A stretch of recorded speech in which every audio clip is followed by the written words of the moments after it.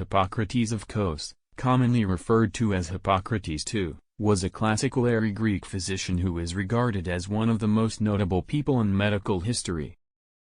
Cure sometimes, treat often and comfort always. All disease begins in the gut. When sleep puts an end to delirium, it is a good symptom. It's more important to know what sort of person has a disease than to know what sort of disease a person has. Eunuchs do not take the gout, nor become bald.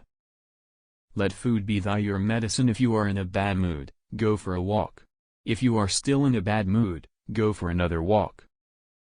The art is long, life is short, opportunity fleeting, experiment dangerous, judgment difficult. The soul is the same in all living creatures, although the body of each is different. There are, in effect, two things, to know and to believe one knows. To know is science, to believe one knows is ignorance.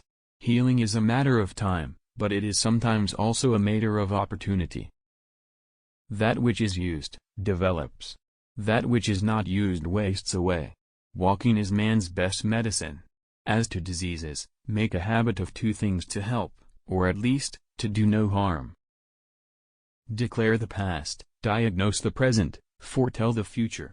The chief virtue that language can have is clearness, and nothing detracts from it so much as the use of unfamiliar words. In whatever disease sleep is laborious, it is a deadly symptom, but if sleep does good, it is not deadly. What remains in diseases after the crisis is apt to produce relapses. Persons in whom a crisis takes place pass the night preceding the paroxysm uncomfortably, but the succeeding night generally more comfortably. What medicines do not heal, the lance will. What the lance does not heal, fire will. When in a state of hunger, one ought not to undertake labor.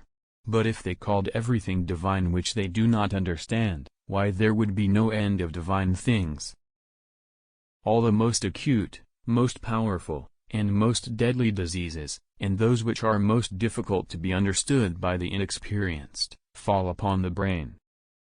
Persons who have a painful affection in any part of the body, and are in a great measure sensible of the pain, are disordered in intellect.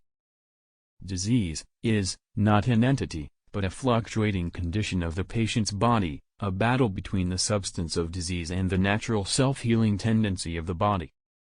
All parts of the body which have a function, if used in moderation and exercised in labors in which each is accustomed, become thereby healthy, well-developed and age more slowly, but if unused they become liable to disease, defective in growth and age quickly.